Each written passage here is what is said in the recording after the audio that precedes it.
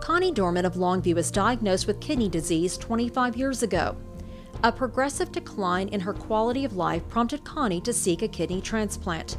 She decided to seek out a living donor while also adding her name to the transplant waiting list to receive a kidney from a deceased donor. Her family members were tested, but a family friend came back with the perfect match. As Connie discovered, living donors do not have to be blood relatives to donate a kidney. Because of the availability of a living donor, she was able to receive a transplant just in time to avoid having to start dialysis. It's just a wonderful, wonderful miracle that God provided for my life, and He totally feels the same way, that He carried that kidney for me all these years, and if someone else, has a friend that they feel could possibly be a donor for them, it would just be a blessing if they could just even be tested. Since ETMC began their program in 1987, over 525 kidney transplants have been performed. Kidney transplantation is a procedure that places a kidney from another person into your body.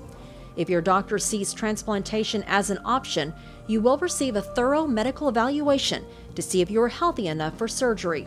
Once they turn in an application, then we guide them through the whole process. Well, a transplant adds quality of life and years of life. It makes a huge difference in people's day-to-day existence when they're stuck on dialysis. The opportunity to get off dialysis with a kidney transplant is really something that patients look back on as a game changer for them.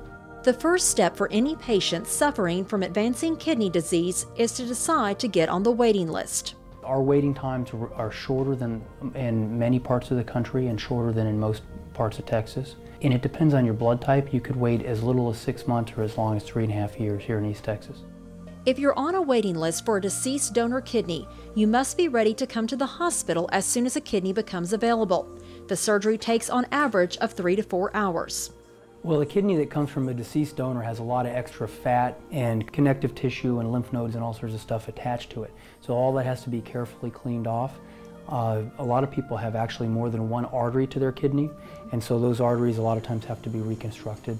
And that's all done at a table with the kidney stored in ice, basically. Patients usually remain in the hospital for several days as their new kidney begins to function, and they learn how to care for their new organ. Many patients feel better immediately after surgery. You definitely have a little bit of pain. It's a gradual process. You have medication to take, but as far as your energy level and feeling better, there's no comparison. All of a sudden you can eat whatever you want, and you can go on vacation, you can go camping, you can really lead a normal life. You're not tethered to the need to be at dialysis 3 times a week. After doing that and seeing that hundreds of times, it still really gives me a fresh sense of wonder every time I do it. And I just feel so privileged to be able to help folks. And it's really an example right there in front of your eyes of really the new life that you're hoping to give this person. It has totally changed my life, and I will be forever grateful.